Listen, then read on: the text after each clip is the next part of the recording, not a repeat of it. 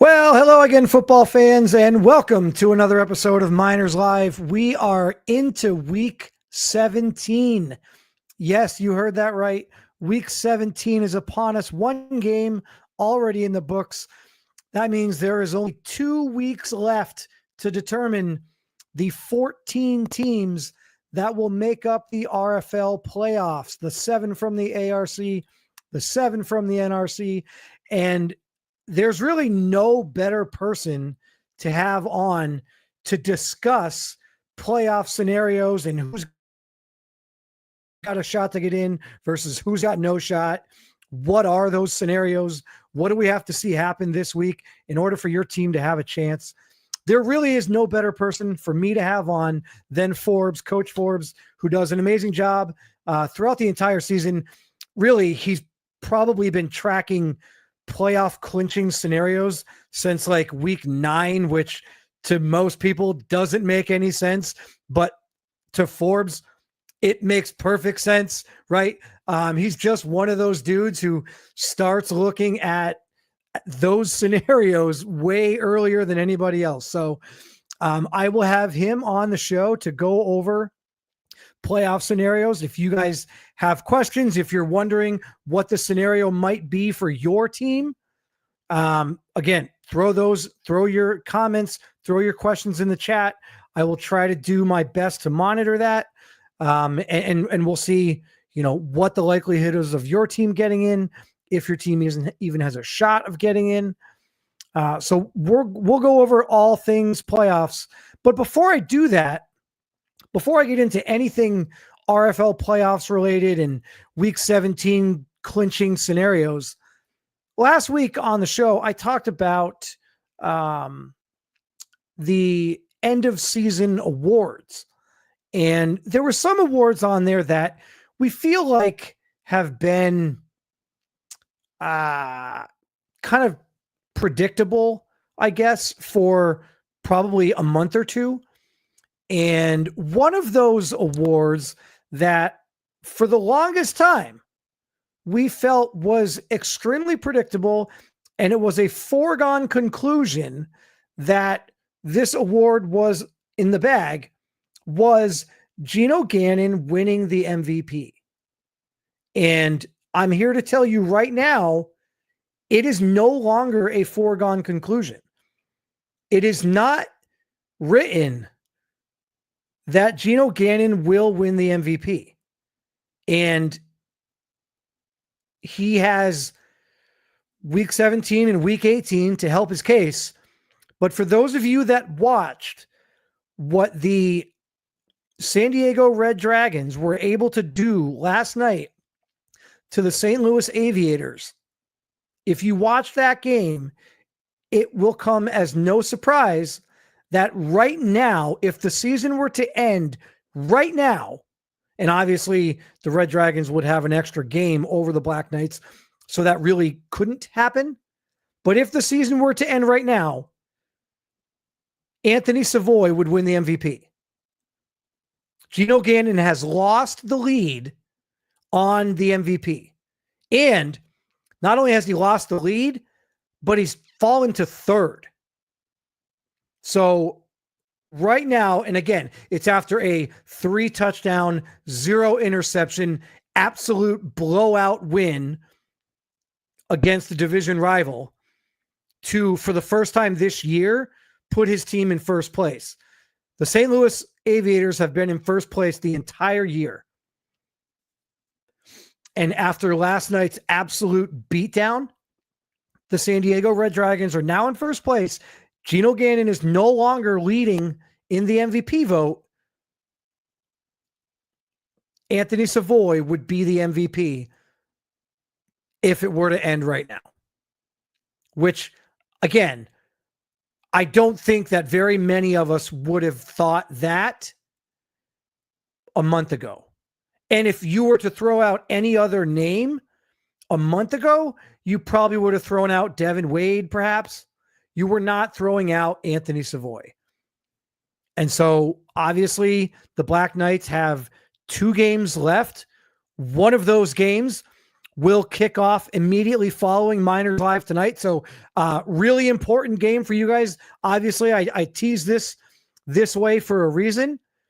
Miners Live here, I will take you all the way up until 7 p.m. And then you will have the Black Knights and the Armadillos at 7 p.m. tonight. So big game for Geno Gannon. Can he put up numbers? Can he get himself back into that number one spot in the MVP voting? Will he jump to number 2? Can he get all the way to number 1? Let's see what he can do. It's going to be a tough game. And if the Black Knights are going to win that game, I think that he's going to have to put up numbers because we've seen the Armadillos and we know that offense can put up numbers quickly. So Geno Gannon, your time is now. Maybe you don't have to necessarily win that game, but you got to put up numbers. And winning that game would certainly go a long way to getting that top spot back in the MVP voting. So, in addition to the MVP vote having a little bit of a flip, I will also throw out there, because I know this is of importance to people in the community. As of right now, the ARC Rookie of the Year is no longer Ronnie Football. Ronnie Shanahan has lost the lead for Rookie of the Year to Oklahoma City Bison's rookie wide receiver, Kentaro Sheffield. Right now, Kentaro Sheffield is number 1. Ronnie Shanahan is number 2. Now, the interesting thing there is that the Bisons play me this week. So can Sheffield hold on to that spot? I'm hoping not. I'm hoping that we're able to, keep him in check. So Ronnie Shanahan, if you're out there, I know for all the criticism that I may have given you last week, you're going to have to forget everything I ever said about you, because you are the biggest Sacramento Miners fan in the world this week, because you need me to shut down Kentaro Sheffield so that you can get your top spot back and win ARC Rookie of the Year. Right? So no bigger Miners fan outside of the Miners locker room than Ronnie Shanahan this week. So I thought that was also a nice little tidbit of information. But really, guys, let's just get into what we all want to talk about and what we're really here to discuss, because the 2 games that kick off tonight, I already mentioned the Black Knights and Armadillos at 7 p.m. And then after that, we will have the Bulls and the Bulldogs. Both of those games, huge playoff implications. I am going to be glued to the television because I have a lot riding on the outcomes of those 2 games. And pretty much anybody who has not clinched a spot in the ARC is going to be watching those games, because those 2 games will impact what the playoff situation looks like the rest of this week and into next week for the ARC. So let's go ahead and get into the playoff scenarios, right? And so without any further ado, I'm going to bring in my good buddy Forbes. Forbes, welcome to the show, buddy. What's up, man? Thanks for having me back. Yeah, of course. So let's talk about this, right? So you can see here the Armadillos and the Red Dragons are the only 2 teams in the ARC that have clinched a playoff spot. But in the NRC, we've got the Diablos, your team, and the Condors, the Desperados, and the Snowhawks. So a lot more up for grabs in the ARC than in the NRC. Yeah, for sure. But I feel like it's been this way since like week 5. I think you brought it up when you had a show way back that like the top 12 teams in week 5 in the ARC were all 4-1 or better. And there was only like 3 teams with a winning record in the NRC. So it's been like this the whole time. The NRC has had, just like every other season, you got the leads or the leaders, but different teams this year, but you have the leaders in the NRC and then everyone else, whereas the ARC is a fight the entire season. Yeah. I think one thing that's interesting is that I'm trying to find a way to get this so it'll all show, but it's not working out for me here. I'll just go this route. So one thing that is interesting is there's a chance that both Relo Bowl contestants from last season do not make the playoffs.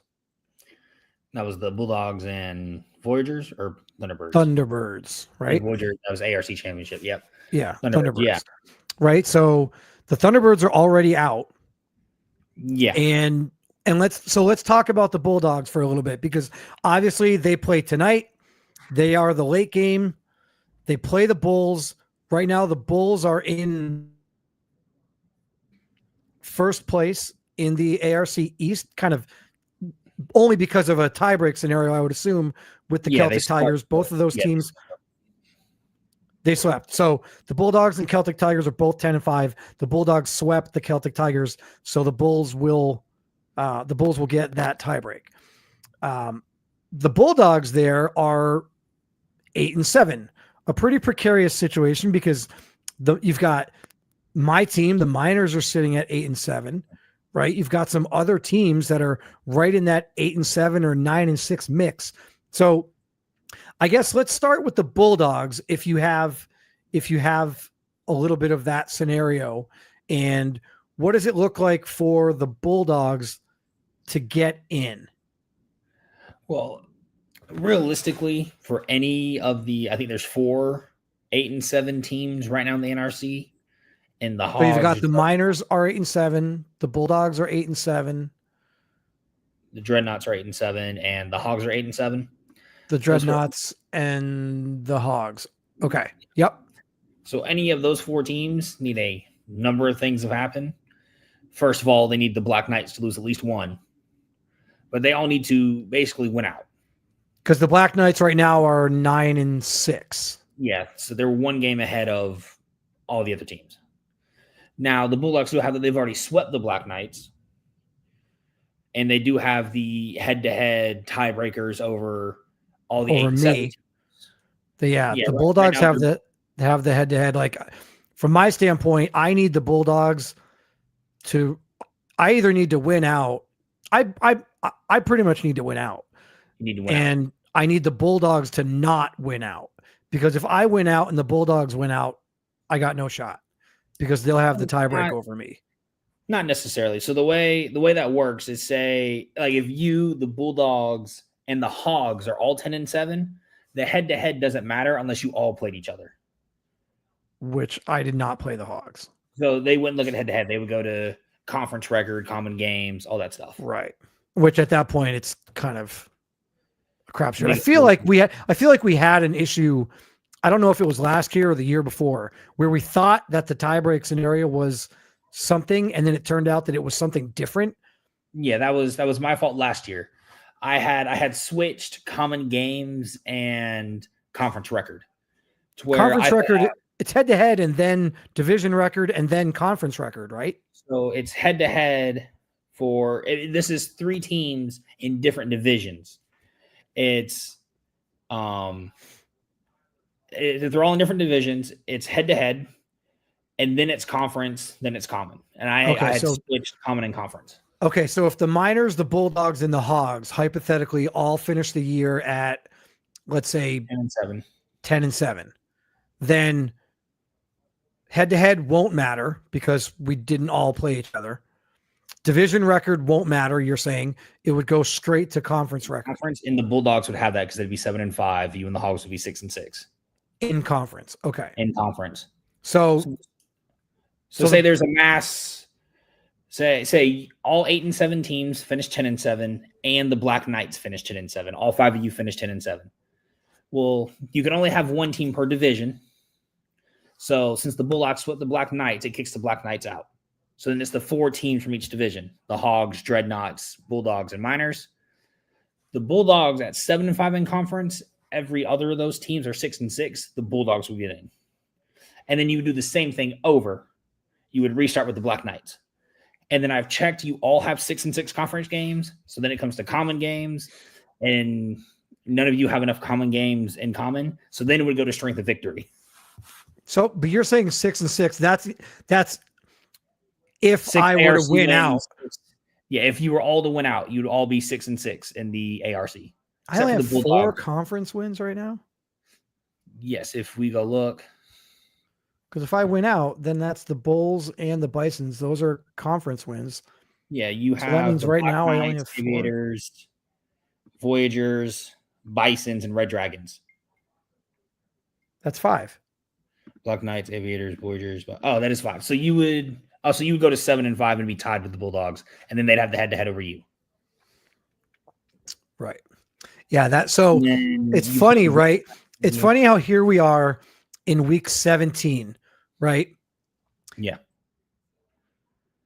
And one of the biggest scenarios for the postseason is potentially determined by the game that was the very first game of the entire RFL season. And it was the overtime game. If you guys remember, RFL kickoff Sunday night. We were on the road while watching the London Bulldogs hoist up the championship banner. And we went to overtime and we lost that game in overtime. That was the game that Miles McCain got hurt. Jerry Mayo came in, McCain came back, led us down the field in the fourth quarter, tied the game, and then ultimately we lost on a field goal in overtime. That very first game of the entire RFL season is ultimately going to prove crucial in the end at determining whether the Bulldogs get in, whether the Miners get in, whether neither one of them get in, right? Like, it's wild to think. Normally you don't say, what something that happens in week 1 or the very first game of the year is going to, be it's going to influence you this late in the year. But ultimately we're talking about a big conference matchup, and that head-to-head victory for the Bulldogs against us is ultimately probably going to be what prevents the Miners from getting in. At this point, when I look at our scenarios, and we've talked about this a little bit, I'll pull these up a little bit because you sent them to me a little bit earlier. But if we're talking about these scenarios with which the Miners can get in, and what do I have to do to get us into the playoffs, right? Like, I think first and foremost, we have to win out, right? Like, I don't believe there's a scenario that I can get in without winning out. And even if the Miners do win out, we still need help, right? Like, the Bulldogs have to lose at least one of 2, because if the Bulldogs win out, again, like we just discussed, they'll have that head-to-head. And then there's other teams that are in the mix, right? Like, you've got the Hogs that are in there. You've got the Dreadnoughts that are in there, the Black Knights. I'm not really too worried about the Aviators. The Aviators are going to get in ahead of me no matter what, because they already have 10 wins. There's like a log jam of teams. There's about 4 or 5 teams, right? Like I just mentioned, the Hogs, the Pioneers, the Dreadnoughts, the Black Knights, the Bulldogs, the Miners. All of those teams are kind of fighting, most of which on the outside looking in right now. Is there a team that you see, Forbes, that is in right now that could potentially fall out? Like, I look at the Bulls, and even though they are 10-7, if they were to lose out, would they still get in at 10-9? I'm sorry, 10-5. If they were to lose out, would they still get in at 10-7? Yes and no. Just that old simple answer. Yeah. Oh, yes and so no.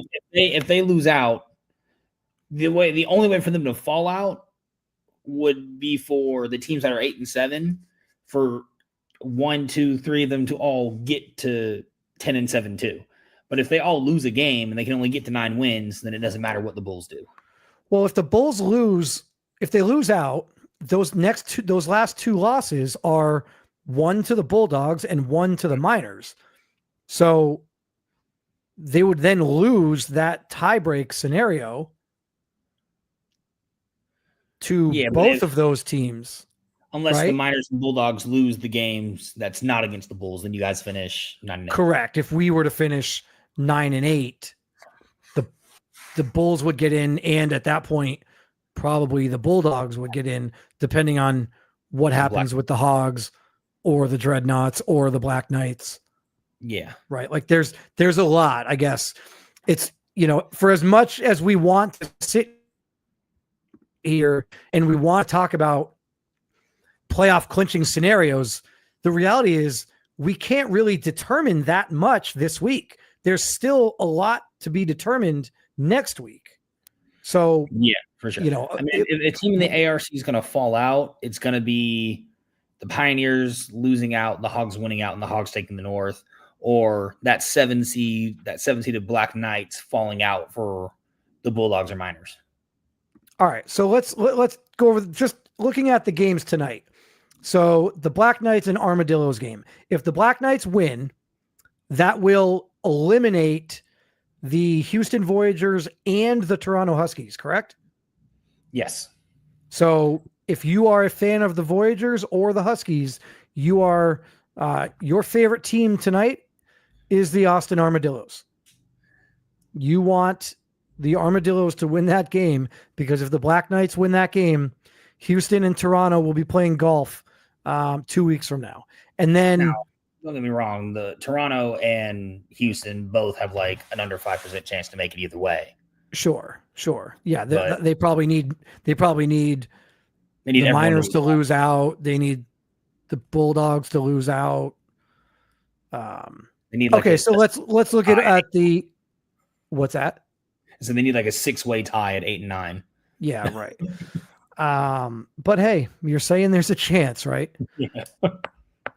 So the Austin Armadillos have already clinched a playoff spot, but with a win tonight, they secure the number 1 overall seed, right?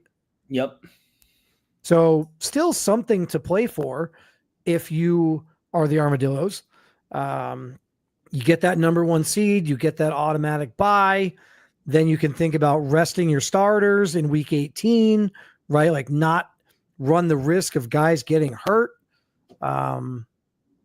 Or maybe you don't. Maybe you play them and you are going to get that extra week of rest because of the bye week. So maybe you want to start some of your starters, give them a little bit of development. That's all coaching, right? That's all a decision that the front office is going to have to make. How do we want to navigate this? It's a good problem to have, but something certainly to monitor and see. Now, do you know who their week 18 opponent is? The Armadillos in week 18. Yeah, if they decide to rest their starters, it'll be the Armadillos backups versus the Hogs. Oh, and the Hogs would love that because that win would help put them in. Yep. So it's interesting because I kind of have a similar scenario. If the Bulls beat the Bulldogs tonight, the Bulls clinch a playoff spot. Mm-hmm. And if the Bulls clinch a playoff spot, then they might sit their starters in week 18. And if they sit their starters in week 18, that game is against me. And that would give us a pretty decent chance to win week 18. But ultimately, we have to win week 17 in order for any of that to even matter. So yeah, there's a lot of stuff in the ARC like that too. Like I'm determining whether I'm going to bench my players next week against the Explorers who could help them get in. The Condors might be benching their players against the Steamers who have an outside shot of stealing the division. Yeah, so let's take a minute. So let's talk about the NRC. So 4 teams as of right now have clinched. The Diablos, Desperados, Snowhawks, and Condors. So let's run through some of those scenarios, I guess, for some of these other teams. Obviously, if you let's go division by division, right? So right. The NRC North, we've got the Lumberjacks who are 9-6 right now. What's that? Yeah. 9-6. Yeah. Yeah. So the Lumberjacks are 9-6 and the Explorers are 8-7. So if the Lumberjacks win and go to 10-6, they win the division. If they win, they win the division. That clinches the division. If they win or the Explorers lose, the Lumberjacks will win that division. Okay. But then the Lumberjacks could still get in. Now, ultimately, it's unlikely. Can also clinch a playoff berth with a Steamers loss. Wait, hold on. Say that again. So they win the division if they win or the Explorers lose. However, if the Steamers lose, they're guaranteed a wild card spot no matter what. Because the Steamers. So mathematically, guys, the Steamers, for as much as I wrote them off last week, I did throw out the caveat. They're not mathematically eliminated. However, they're 7-8 right now. And oddly enough, I might end up looking like a fool simply because I said that they were not going to make the playoffs and there's no way in hell that they make the playoffs. But the reality is there is a scenario where the Steamers win out. They go 9-8. Well, there's a scenario where they go 8-9 and still get the 7 seed. And win that. They could win the division at 8-9.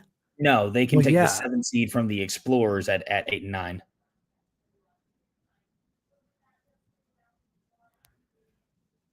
Oh God, this conference is.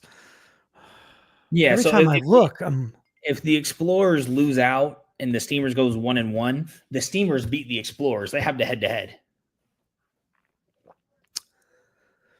So the Steamers would be a wild card team at 8-9. 8-9. That'd be a wild, not a division winner, but a wild. Not even a division winner, a wild card get in at 8-9. Like wrap your head around that for a second. We're not talking about a division winner at 8-9. That's one thing. I don't like it. Let me be perfectly clear. I don't like it. I don't think you should be able to get in, and don't even get me started on the fact that you'll have a home playoff game if you win your division at 8-9. I don't like any of it. But the idea that we could have a wild card team at 8-9 is mind-blowing, right? Like Hodge, that was a division winner. That's what we're talking about. He said a 7-9 team made it in real life. Yeah, in real life, because they won the division. But we're basically talking about that same exact thing. You're talking about a 7-9 team back when it was a 17-game season. So that's basically the equivalent of an 8-9 team right now. Mm-hmm. An 8-9 team winning your division. Again, I hate it.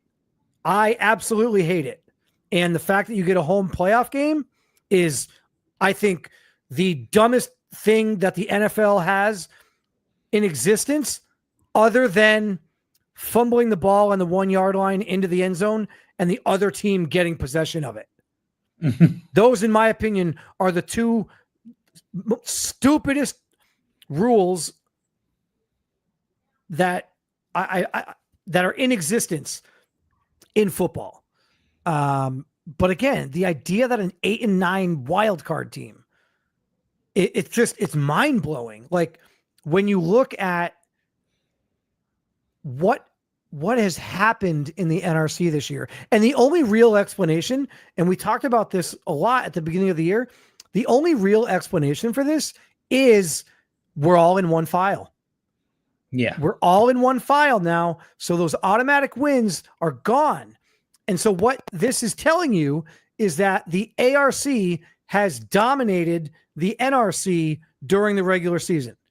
Because the NRC is clearly losing games to the ARC because there's so many teams in the NRC with bad records that if you had a bad record and it was because you were losing conference games, well, then other teams in the division would have good records. But because so many teams in the NRC have bad records, I mean, we're talking about 4 teams have clinched right now. So that means 3 teams still have to get in the NRC.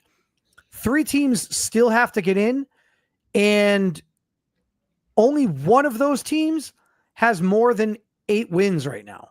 Here, the best way to put it is if you were the Voyagers, who are currently the 10-11 seed in the ARC, would currently be half a game behind in the NRC. You would jump from 11 to 8. Yeah, like it's wild. You could here's one for you. The winner of the NRC East would be 5th place in the ARC East, and there's only 4 teams in a division. Mm-hmm. The winner of the NRC East couldn't hold my lunch if I were in the ARC East. The worst team in the ARC East.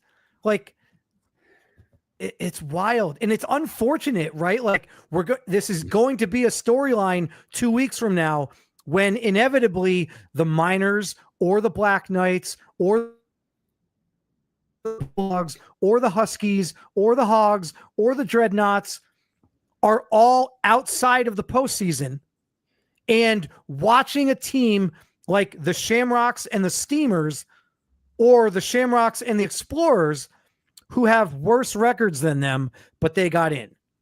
It's unfortunate. It is what it is. We all know that this is a possibility every year. It sucks. It's unfortunate.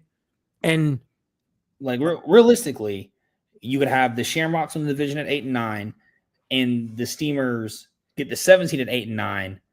So we could have 2 8 and 9 teams in the NRC in the playoffs, and then 3 10 and 7 teams miss in the ARC. It's so wild. It's so wild.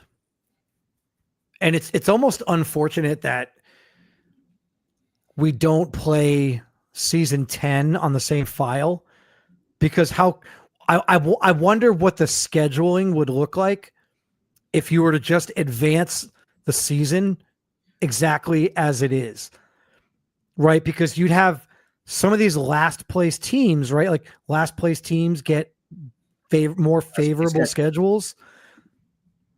But what does that look like when you're talking about a 10 and 7 last place team?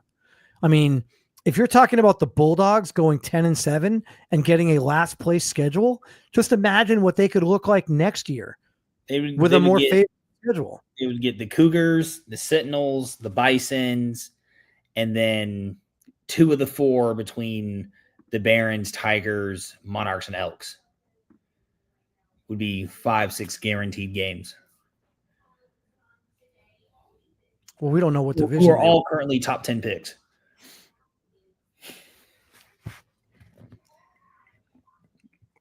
If we advance, the Bulldogs would have half of their season against top 10 picks from the previous year. It's wild. What? Cats and dogs living together. It's mass hysteria, Forbes. I don't know what's going on. All right. What other scenarios do we have here? For the NRC, you have the Desperados can win the South if they win or the Diablos lose. The Snowhawks win the West if they win or the Condors lose. Yeah. The Shamrocks win the East if they just win. The Explorers. What up? No, go ahead. The Explorers can clinch their spot if they win and the Steamers and the Marshals lose. We did the Lumberjacks already. The Marshals and Steamers can both be eliminated if they lose and the Explorers win. And then the Thunderbirds, who aren't mathematically eliminated yet, can be eliminated if they lose or Explorers win or Steamers win. How can the Thunderbirds get in? Even if they win out, they'd be 8 and 9. They wouldn't get in ahead of. It would create a. I don't even want to know. Do you know what? Don't answer that. Let's save that for a rainy day. I don't even want to go there. There's only 15, 20 minutes left here before kickoff. I don't even have the bandwidth to try to comprehend whatever's about to come out of your mouth to explain the scenario where the Thunderbirds, who are 6 and 9 right now. Remember, an 8 and 9 team can make it. So if they win out, they're 8 and 9. I get it. I understand math. A 6 and 9 team. Like, ultimately, hopefully, all is right in the world. The Thunderbirds are going to lose. They'll end up, 6 and 11 on the year, or 7 and 10 on the year, and it won't matter. The Marshals will end up 7 and 10 on the year, and it won't matter. And the Explorers will end up, 10 and 7 on the year, and it won't matter. That's deserving of getting in. The Shamrocks will end up 10-7. That's deserving of getting in.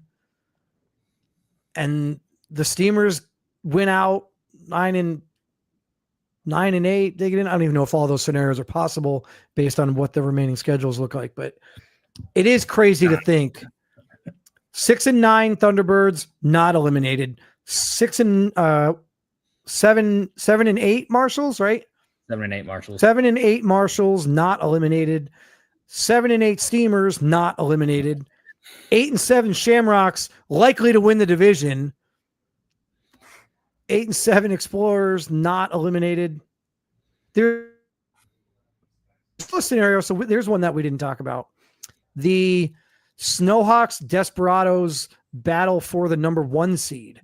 So the Snowhawks are 12-4. The Desperados the Snowhawks are 11-4, 12-3. What? 11, they're both like 11-4. Bad at math right now. 11-4.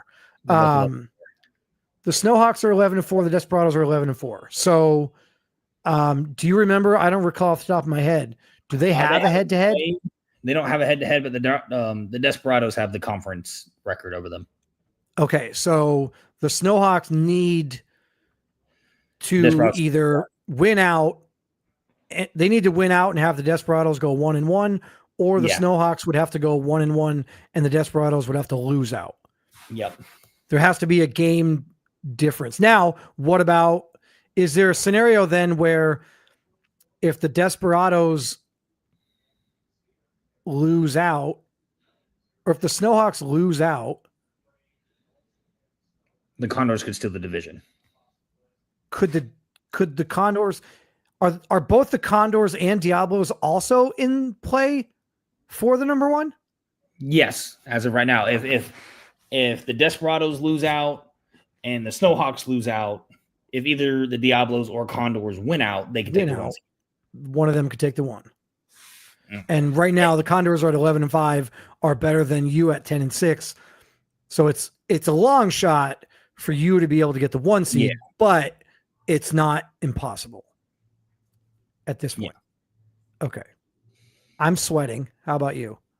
I feel like I've already got all these numbers, cooked up before we started. So, okay. I need a breath. I need a drink. I'm going to go out to the chat. Do we have anything good here? Comments, questions from anybody out here?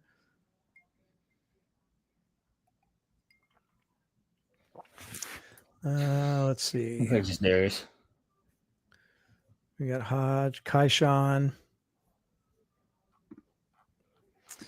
All right. So who you got tonight? Black Knights, Armadillos. Black Knights, Armadillos.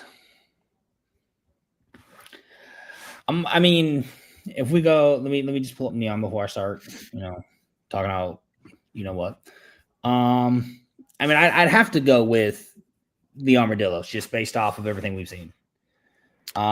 Still the number 1 offense, even if they have the 30th ranked rushing offense. But you go look at the Black Knights. But Levi Dixon is a front runner for best running back in the ARC. It's all those receiving yards. I know. Oh, you don't tell me. Believe me. I talked about it all last week. I know. Yeah, but I mean, you'd have to take the Armadillos. Even with the amazing season the Black Knights they're still the lowest overall team in the RFL. They're still only like an 82, 83 overall. So I would have to assume that the playmakers on the Armadillos, who currently have the Offensive Player of the Year, should be able to outgun Geno Gannon. Well, so let's talk about Geno Gannon and the whole Offensive Player of the Year thing, right? Because, I mean, you would think that if the MVP is a quarterback, that the Offensive Player of the Year would also be the quarterback. Like, I appreciate the fact that oftentimes it's not, but it doesn't really make any sense to have an award that is higher than, well, like, let's agree here. The MVP is a higher achievement than Offensive Player of the Year. So if I win the MVP and I am a player on offense. Riddle me this, Batman. How the hell do I not win Offensive Player of the Year? Yeah, I think it's just, there's been, especially in real life, so much MVP is just a quarterback away from it with, right. I mean, unless you went up with a situation where you have Anthony Savoy win MVP and the next best offensive player happens to be Geno Gannon. They'll do that sometimes. But I think it's very rarely the same person anymore. Well, so let's talk about this because I brought this up earlier before you came on. All year long, Geno Gannon has been the MVP, right? Like he has been the front runner. We talked about it at the beginning of the year. We talked about it at the midseason mark where we went over odds and, who had the best odds of winning. And it was Geno Gannon all year. And now all of a sudden we get a 3-touchdown, no interception performance from Anthony Savoy last night in a big game, like arguably the biggest game that the Red Dragons have played all year, the most important game they've played all year. And they absolutely kicked the doors off of the Aviators.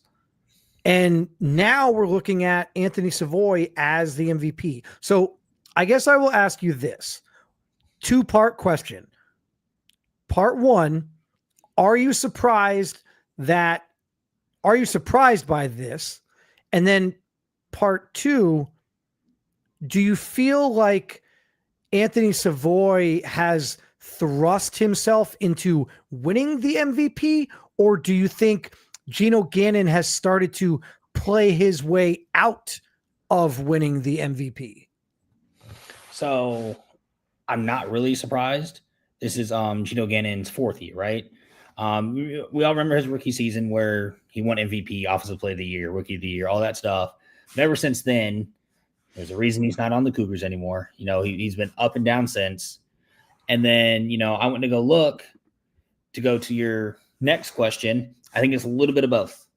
That I think Savoy has thrown himself in there, and Geno Gannon just hasn't kept up the level of play they had in the first 8 weeks. Right. The Red Dragons have now won 8 straight. And Anthony Savoy had 5 touchdowns last week. Yeah, so that's 8 touchdowns in 2 weeks for those of you keeping score. Whereas the Black Knights are 1-3 in their last 4. So it's just, Yeah, I also think so. Listen, a win is a win and a loss is a loss. And at the end of the day, your record is what your record is. I get all that stuff. But there is a part of me that looks at Geno Gannon's, and I guess I will also say team overall record is not a quarterback stat, right? Like team wins is not a quarterback stat. Okay. Yeah. But here's the losses that Geno Gannon has, right? Like loss to the Bulldogs, loss to the Celtic Tigers, loss to the Miners, loss again to the Bulldogs, loss to the Pioneers. We're talking about teams that are not making the playoffs with the exception of the Celtic Tigers or barely getting in. And big conference opportunities to show out and just not getting it done. Week 2, lost to the Bulldogs 34-17. That's not good. Week 13, lost to the Miners at home 23-16. Week 14, lost to the Bulldogs at home 25-10. Week 16, lost again at home to the Pioneers 16-9. Like these are at home games against teams that are either not going to make the postseason or are barely threatening to make the postseason. And here you find yourself now in a situation where because you lost those games, you might not make the postseason. I mean, we're not talking about the Black Knights maybe getting in if all they do is win one of those games, the Black Knights are in, right? Like we're talking about how they've already clinched a playoff spot. If they don't get swept by the Bulldogs, if they don't lose at home to the Pioneers or at home to the Miners.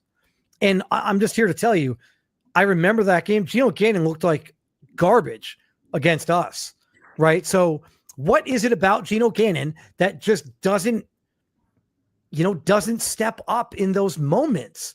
And now here we are. This is considered a moment, right? The final home stretch of the season. This is a moment.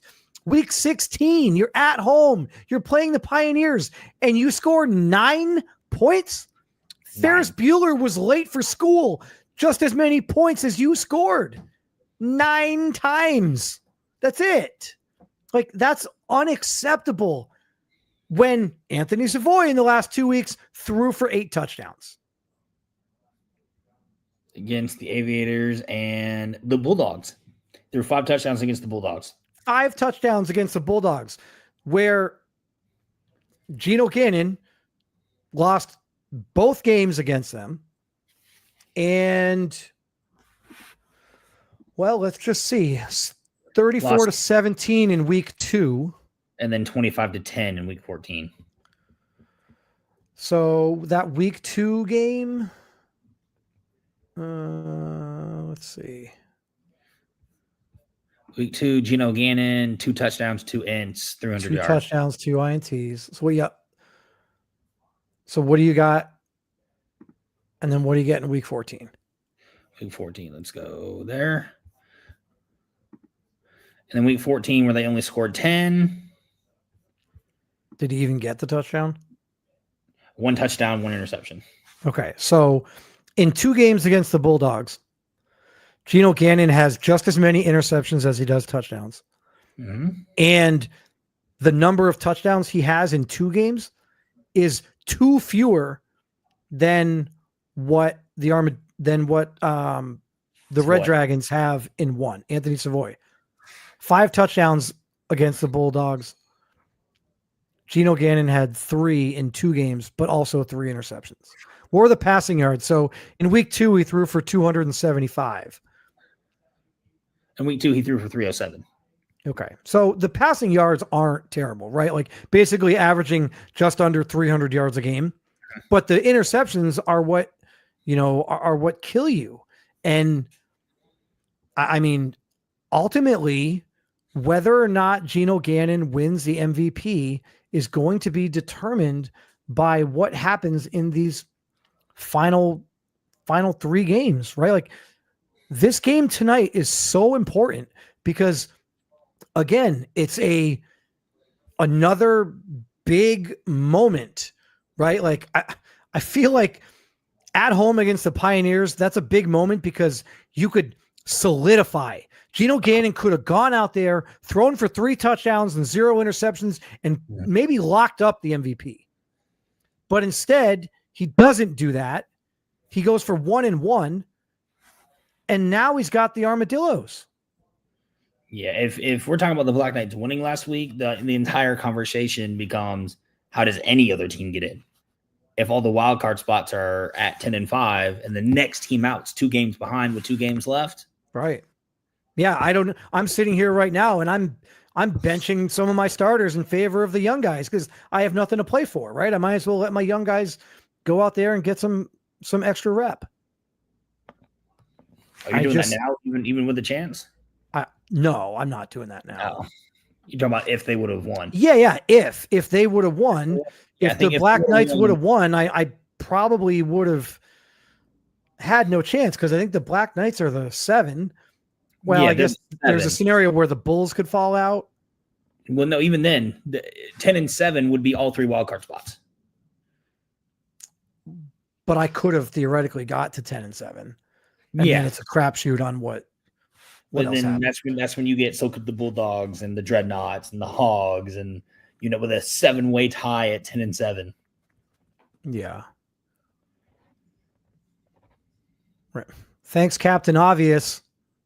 Offensive player of the year is more focused on the skilled positions, not quarterback. I know that's kind of what we said, but also I guess to argue just for the sake of arguing, you're not going to convince me that quarterback's not a skills position, right? Quarterback, running back, wide receiver, corner, like those are skill positions.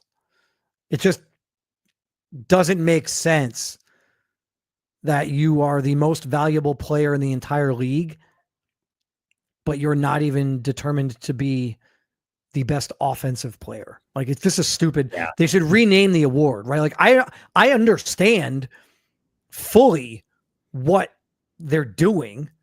It's just I don't like. I can understand it and not agree with it and not like it. It to me it makes absolutely no sense. You can tell me what they're doing. That's fine. I already know what they're doing. It just still makes no sense. I mean, rolling out here saying Jordy for MVP. We should talk about why Chum Lee isn't in the running for MVP. Well, I mean, again, let's do it, right? Like, I honestly don't like the MVP award. I think that they should just have best position player at your position. Yeah. And then there's other accolades, right? Like, do you really need to win best quarterback, offensive player of the year, MVP, Pro Bowler, Super Bowl MVP? Like, do you really need all of that? Like, I don't. And I think the term most valuable player, and it doesn't matter what sport you're talking about, the term most valuable player has different meaning to me, different meaning to Forbes, different meaning to Pecan, different meaning to Hodge. Everyone has their own definition of what most valuable player means. And ultimately, most of the time, we might not agree on what that is. So I don't know. For me, listen, I don't hate it, right? Like, I don't hate it. Roland wants to, give the MVP to Jordy. I don't hate it at all. I think what we watched Jordy Johnson do this year was mind numbing. Mm-hmm. If you were a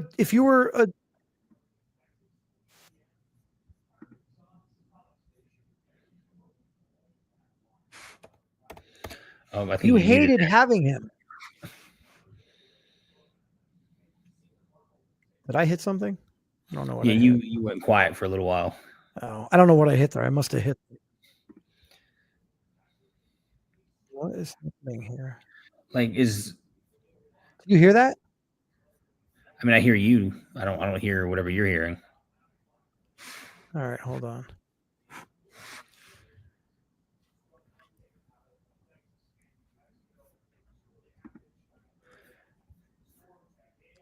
What is playing in the background here?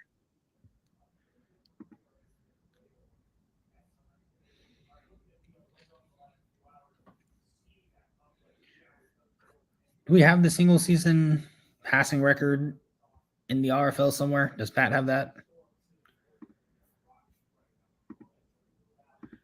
I know what the real life one is. I don't know what the RFL one is. Hold on. What is happening here? Hopefully this doesn't.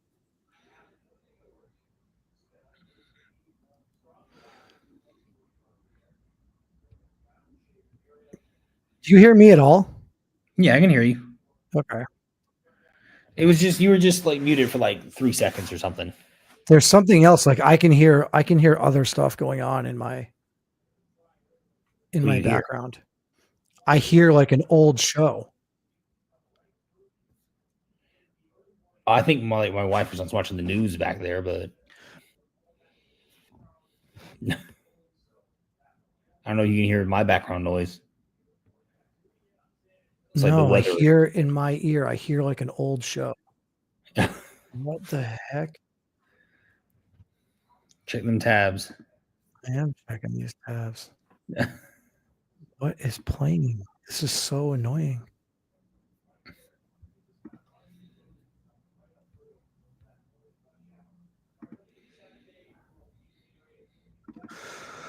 I don't know. I don't know. Weird. So, all right. Well, doesn't really matter either way. I mean, we've got. Yeah, Smitty. I know that's the first thing I did. I'm like, why? I thought I had another YouTube. Another YouTube tab open, but I don't. There's nothing open. So anyway, yeah, I'm all for it. If you want to give Jordy Johnson the MVP, I'm all for it. If you want to give Chum Lee the MVP, I'm all for it. You've got the number one offense in the league, and it's not because of the ground game. It's because of Chum Lee, and it's because of Jordy Johnson. Well, so yeah, like Chum Lee, realistically, let's see, because I have his stats. Well, he's averaging 375 yards a game. If he just throws his average over the next 2 games, he will have a 6,000-yard season. Yeah. It's wild.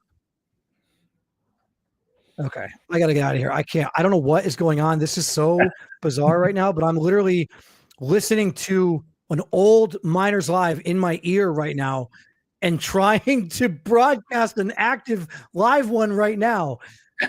And I'm like, what? And it's not even this show. It's not even like it went back and is replaying this show. It's like an old one. I'm trying to listen and figure out like what's wrong. So it's got to be a YouTube. I think it's last week. I think it's last week. You have like your YouTube studio open or something, or no? All I have open is this. I